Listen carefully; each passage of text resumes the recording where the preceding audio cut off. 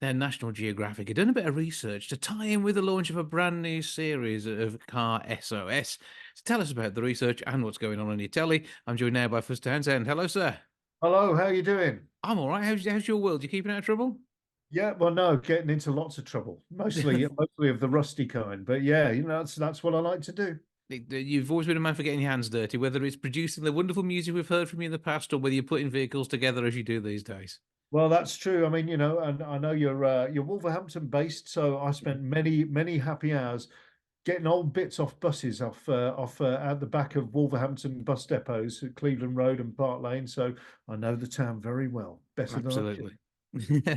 So, what is going on here? Because this research is telling us that it seems that most of us wouldn't be attempted to change a car tire. I have to be, I'm on that list. This is why I have breakdown recovery. But we can do these things, can't we? Well, yeah. I mean, first of all, what I would say is if you don't know, don't attempt it yet. The first thing to do is find out how to do it. You can either well, here's my maxim. RTFM. Read the flipping manual. So that's the thing. Read your car's manual to find out where everything is. First of all, you need to find out whether your car has a spare tire, because a lot of modern cars do not carry them. They just have tire inflation kits, but it's worth knowing how to use that as well. The tire inflation kit is like a can of like an aerosol can of spray foam, and it comes with a little adapter to attach onto your deflated tires valve, which you should know where that is because you should be checking your tire pressures every week anyway. Attach it to that, then spray it, and it should hopefully give you enough inflation of the tire to get you out of trouble and get you off to a tire bay where you can have everything changed, get a new tire on there, or get the tire repaired that you've got on there. But if you do actually have a spare on the car, then it's worth knowing how the procedure of how to actually take the old wheel off and put the new one on. But of course, you should only do that if you're in a safe place, and a safe place means away from any traffic and not on a slope and not on soft ground, because all of those things can get you into terrible danger. If you're unsure at all, don't do it, even if you know how to do it. Yeah, get recovered. That's the Yeah, safest option then.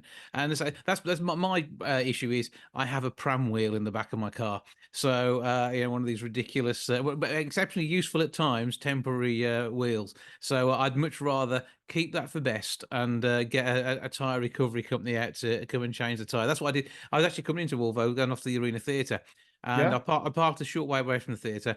It was a really snowy night. I took a corner that I drive around every week yeah, and clip the tire, wrecked the tire wall. I got a yeah, flat tire by the time I parked up. And what I managed to do was I rang my breakdown recovery people. They yeah, came out within at the interval in the show. I missed yeah. about 5 minutes of the show getting back from the interval after having a tire changed. It was absolutely brilliant work from the whole team. But Well, it was so much safer than me doing it because it wouldn't be good. Well, that's right, and of course, the recovery services are prepped for doing exactly this. A huge percentage of their call outs are for flat tires, so that's what they're primed to do, and they can get you out of a hole pretty quickly. But of course, not always very quickly. I actually got caught out. I got caught Mm-hmm. out within the past 6 months. Mm-hmm. I was driving a modern car, didn't have a spare wheel, and also because it too punctured on the wall, the tire inflation kit wouldn't work on that, so I had to wait at the side of the road. And the guy who came out to help me out had a proper good old chuckle when he realised it was me.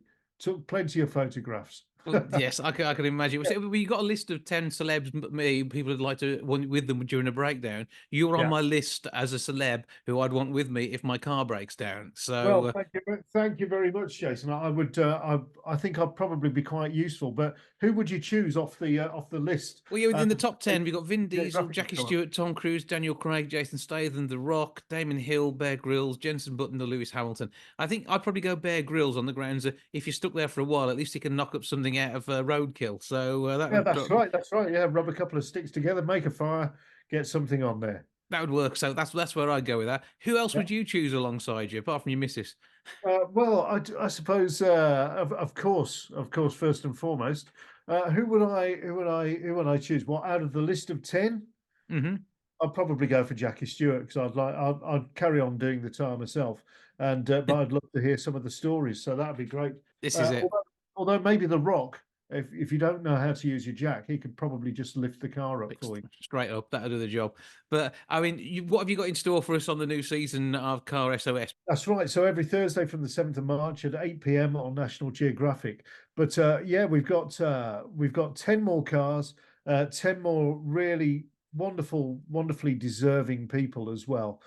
Some very compelling stories of great bravery amongst some of the recipients, and also just some really lovely people there. And Car SOS is really a car show. It's nominally a car show, but actually, I think it's more of a people show Hmm. because you have the wonderful nominators at the beginning nominating their loved one, and then you get the reveal at the end where their loved one actually gets their car back. They don't they It's all done in secret, so they don't know it's happening. Their friends and family have a fantastic day together.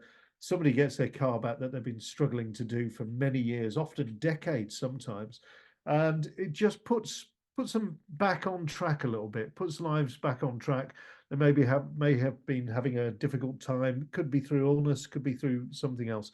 It's just a lovely thing to do. And it's a fantastic privilege to be part of witnessing those moments when they get their cars back. So it's a feel good show. There's a little bit about cars, but actually, a lot of people who don't like cars watch Car SOS. The good bit for you is as well. I know you love doing this as well, not just for the people, but also for the car's sake as well. Because there's That's nothing right. better than preserving something and avoiding it end up on a scrap heap. Well, that's right. I mean, again, there's a really good trend now, which is towards either repurposing items or restoring things. I think it's a great thing. I used to knock up my own clothes. I'd go down to Birmingham's rag market, get a bit of material, and I'd knock myself up a pair of ill-fitting trousers for a Saturday evening in very gaudy colours. But think people. I think would find it very rewarding to bring back a little manual dexterity if they're able into their lives, and a little bit of knowledge of how to make things or repair things is wonderful. My old mum, who's long gone now, but uh, she she was the person who taught me how to build a go-kart out of soap boxes and planks and old pram wheels and stuff. I don't think there's enough of that sort of thing going on. So a bit of hands-on stuff, it'll bring some joy into your life. Yeah, you were riding around the street of Sutton Coldfield on something knocked up out of a few, again, the pram wheel that would probably sit in the back of my car quite comfortably. I did. I can tell you, getting to the bottom of Trinity Hill in Sutton Coldfield in a soapbox carty with only a stick rubbing against the back wheel to try and stop you. That's quite something. So yeah, I'm here I'm here. I've lived to tell the tale. Okay, favorite car of the series? Come on, what's that? A 1962 TVR Grand Tourer, or Grand Tourer, as I'm told that it's supposed to be, but it's a Tourer. It's a Yeah. Grand. Yeah, no, it's a Grand 1962 TVR Grand Tourer. Absolutely, it'd been off the road for over 40 years. I would estimate it'd been off the road for probably 50 years plus, and it's now back to where it should be. It looks lovely. It's a great little thing from the era and that post-war era, the first 15 to 20 years post World War II, where manufacturers thought, do you know what? We're going to build a car, and they just built it. They built it however they liked, and whether they got it right or wrong, it was out there. And we've spent the following 50 years getting them right. So it's great fun. I think it's a great little car. That's my one. But the best reveal, I would go for the Triumph TR7. Oh no, that is another beautiful car though, isn't it?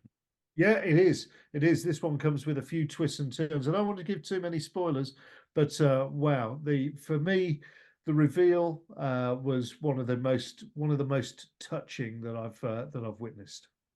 That's going to be well worth a watch. National Geographic is your home. It is Thursday nights, and it's going to be worth checking out. You're on catch up as well, though, aren't you? So people can do this anytime.